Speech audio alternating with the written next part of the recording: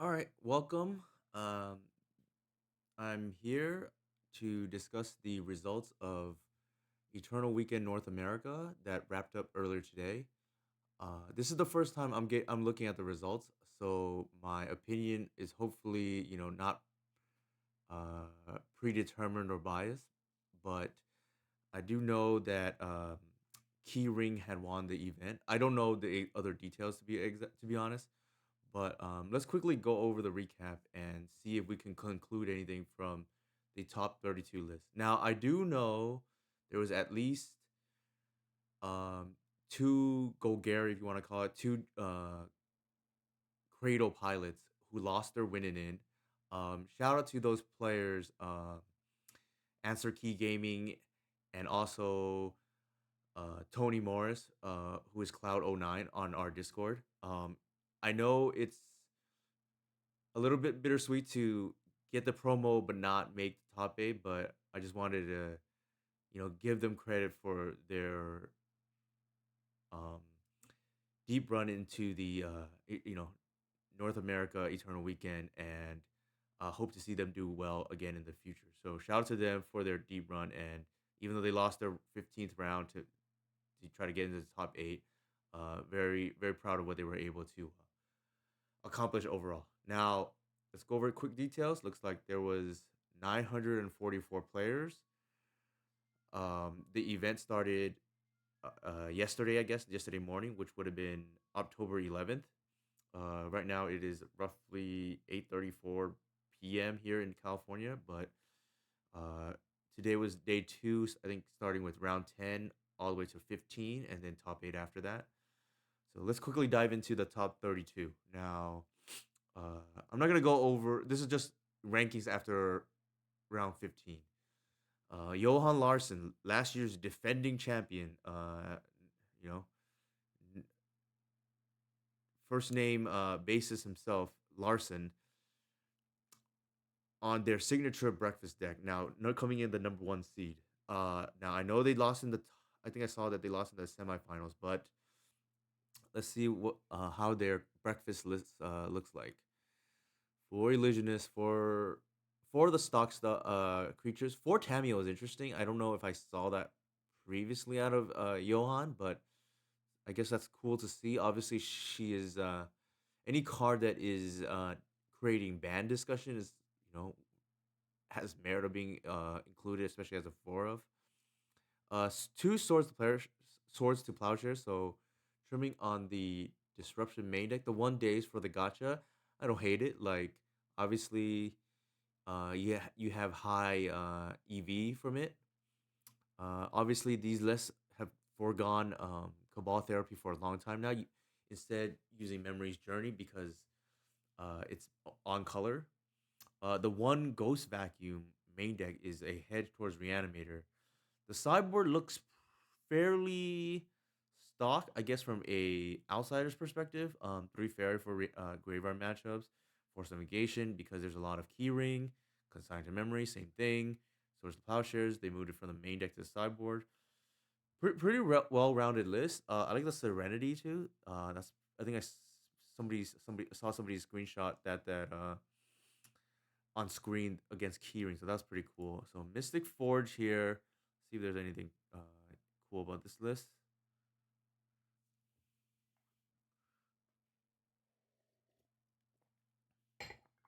Portable hole, main deck, one in the sideboard as well, one perilous snare.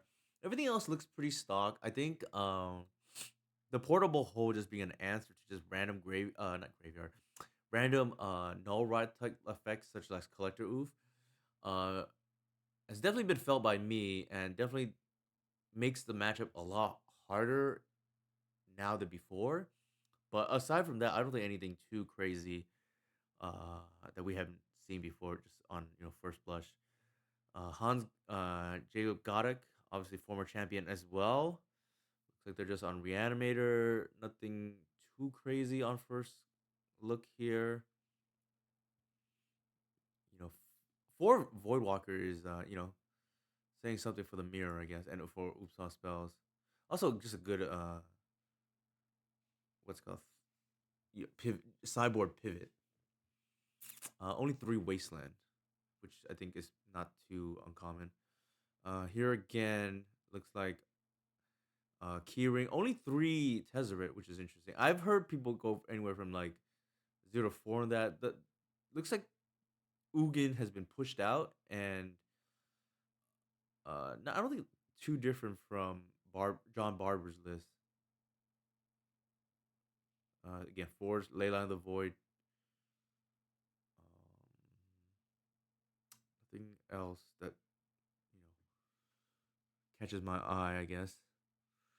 Another reanimator here. Street Reeve. Oh, so they're boarding into Doomsday. That's pretty cool. I'm not gonna lie. I like that a lot. Okay, I think this user. Now that I think about it, Artisan on MTGO is somebody who does this a lot. So probably the same person. Jacob Murray on POC. So this person is like living the dream for players out there everywhere to see this deck with that's a long archetype that has like a cult following. Make the top 8. Obviously, Withering Bloom Command and Malevolent Rumble to fill up the graveyard for Hogak, right? Oh, well, there's only 2 Hogak, which is interesting enough. All right, I guess I just continue. Another keyring player here. One Beza Monolith. I don't know how the other list has it or not. Looks like they have one here and none here. Okay. Again, nothing too crazy. I think this list doesn't have Leyline of the Void, which is interesting to see. Black Red Reanimator looks like. With Show and Tell sideboard. Soul Tie looks like. Kind of Soul Tie list is this? Just a mid range Soul Tie list. Yeah, interesting. I guess they like the green for the Life of the Loan. Just like trying to think, where are the green cards they're running here? I guess Uro is a nice grind engine. Gris is kind of cool. Hogak, very interesting thought. I wouldn't think, based on the cards that I'm seeing here, that the green splash would be worth it. But maybe Carpet of Flowers is just that important. I don't. That would be just first look. Also, pick your poison as a disenchant, which green black can sometimes have a hard problem with. Roll in here with is a Delver. Only 3 Quarry Steel Cutter, which is interesting. More lower to the ground. I don't hate that. Especially in a combo meta with lots of Reanimator, lots of Keyring. I do like the one Blood Moon out of the sideboard for the Keyring matchups. One Cage, pretty diverse. Mono Blue Clown Post. Another Planar Nexus deck here. This one has 2, Ugin. And only 1 Tashana Tidebinder. Now I know that card is like a card that has that's very polarizing. So very interesting. I'd be interesting why they settled on the 1. I guess as a gotcha. Shout out to Jacob here. This is Answer Key Gaming for their top 8. 3 Reclaimer, 3 Kenai. I had been interested to see what their list looked like because I know they're in our Discord and I don't think they had posted recently. I know they're pretty active in Twitch chat. 4 Thought Seizes. So it looks like the main difference here. Let's see, 1 Talon Gates, 1 Lair, 2 Wasteland main. Okay. So I think they changed the Gaia's Cradle split, right? They played the second Wasteland um main deck here and cut a Gaia's Cradle. I don't hate that for what it's worth. Like I'm a little bit nervous about what it does to Kenai Curator, which they looks like they accounted for, right? By playing only 3. And then they move the collector for the main deck. I don't hate it, like I said. I don't hate it at all. Sideboard looks like the other 2 Wasteland coming in, obviously hedging towards the keyring matchup. Got Teague, crop rotate. Wow, just 5 Wastelands. That is a statement. I don't hate it, but and then the 4 Pithing Needles. So shout out to Jacob. That is somebody who obviously came in with a very dedicated plan that they're gonna beat keyring. Now, It's unfortunate that I think they paired into the Pox player in the last round, but I would guess they're probably even favored, right, with the sideboard. Another thing I think they took notice of was the cutting of Force of Vigor, which had just become a liability against Keyring. And they're just like all in on the disruption, right? For Pithing Needle, for Duress. They're down to 2 endurance. Now, that is interesting because it has some mapping implications, but I would have to work it out just to see how it looks. But I love it. It's they have a plan and they're just going with it. Orzhov Yorion, what is this here? Look, maybe DNT. Looks like it is DNT. Sideboard, 2 Wrath of the Skies, 1 path. Pretty stock. I think, are they playing the Fair Macabre main? Looks like they are not. I think that had been in vogue recently, but I guess they just for um you know chose to forego it. Shout out to my boy Mike here for the rally day 2. I know they went 5-0 into intentional draw last round. I don't think anything too crazy here. I didn't ask for his list beforehand, but I kind of talked to Mike a lot, so okay. Painter, is the black just for Chaos Defiler, and it looks like that is the case. There's no Badlands in the mana base, so that I guess that's a tell, right? So it's really mono red with the Cauldron slash like Friction Devour combo mixed in. Mono red. Fire Confluence is obviously scary, but at least there's only 2 of them. I think, are they on the Saga plan? It looks like they are. Pretty standard list. Sneak and Show actually surprisingly making an appearance. Um, hmm, okay. 2 Diggers Cage, pretty stock list, I think. Bant Nadu. This is like the Brady list almost, right? They're playing, except they have more 2 ofs. Brady tends to play a little bit more 1 ofs in the sideboard. Um, I think 1 cat is pretty standard now, just as a way to combo the same turn.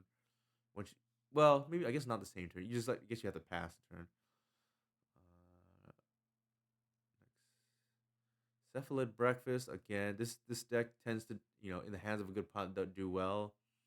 Nothing too crazy. Maybe looks like even Larson's list. Max Gilmore, my boy here. On Reanimator, let's see if he has anything crazy in the sideboard. Inquisition. It's a little. I wouldn't say it's crazy, but it's you know, popularized by Jujubeen. Um, I know Max tends to like Fatal Push main. This doesn't look like he has it here.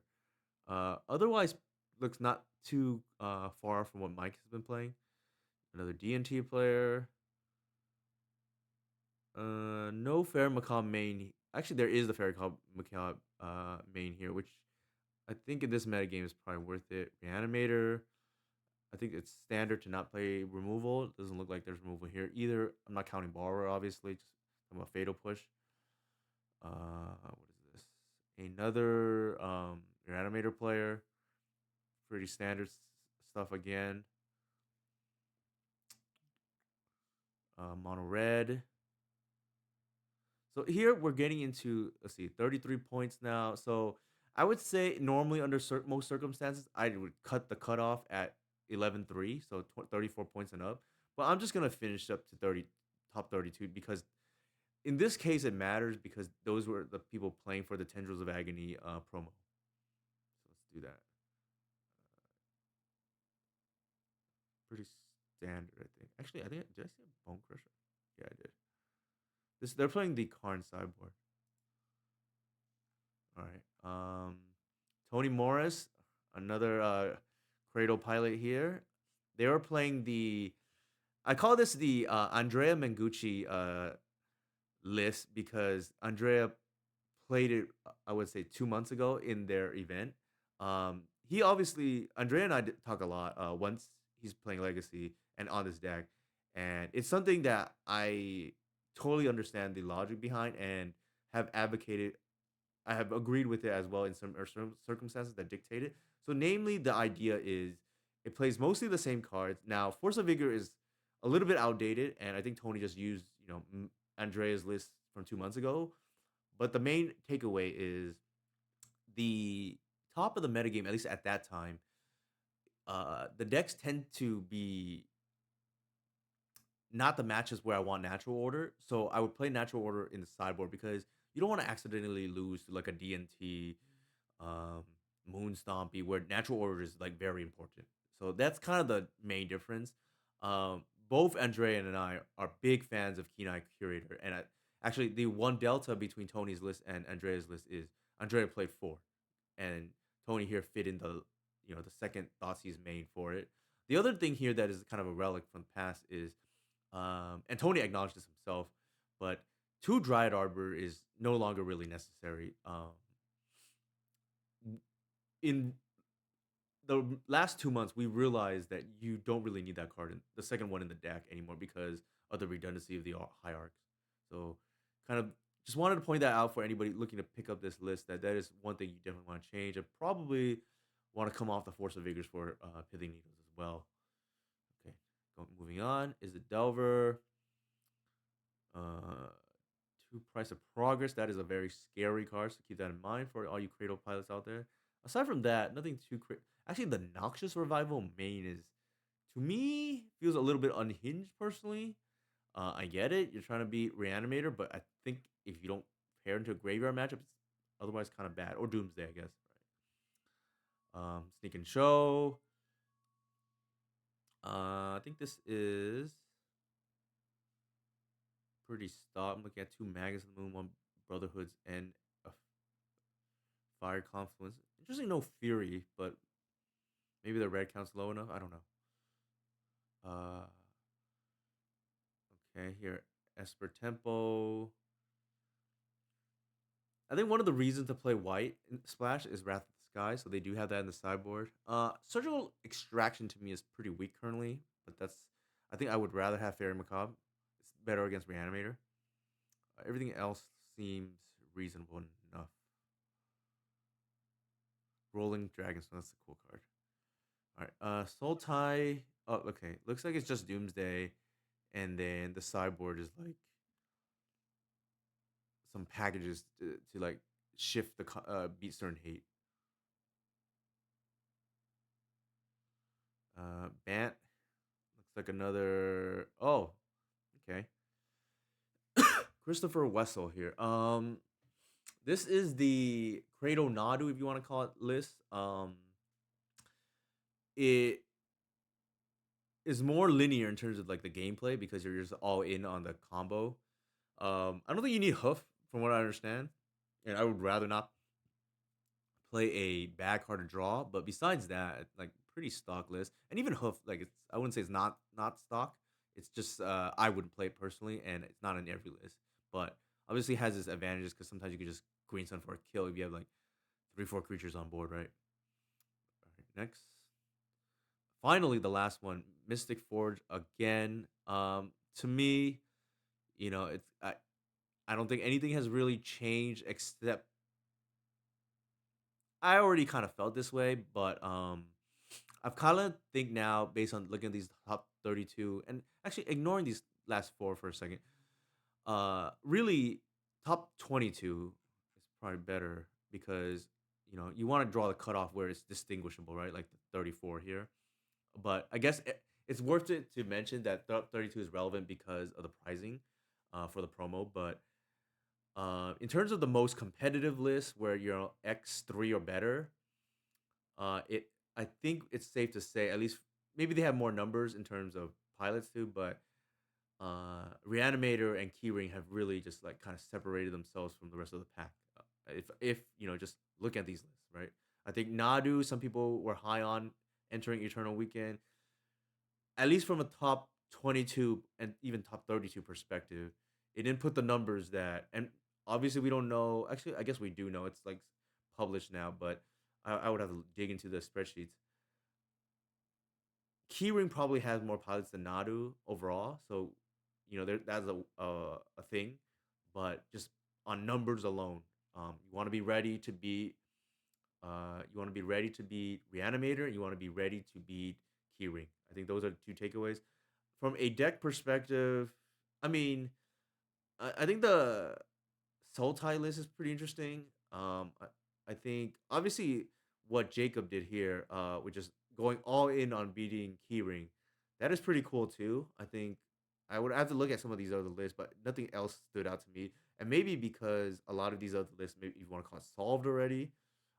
It's in general a little bit slower for the Cradle list to get solved because you know not many pilots are working on the deck, and usually even if you are working the deck, you have to win for people to follow you too, right?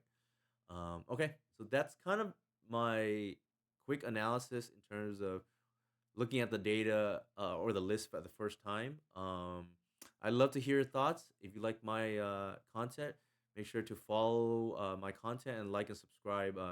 This channel, hello underscore Newton, and also you can find me on social media on my what's it called link tree as well. Let me see if I can find it real quick.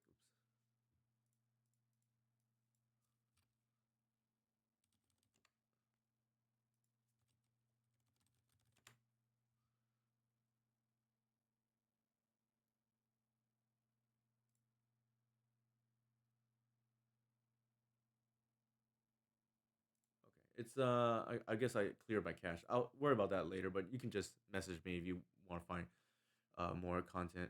All right, thank you for watching.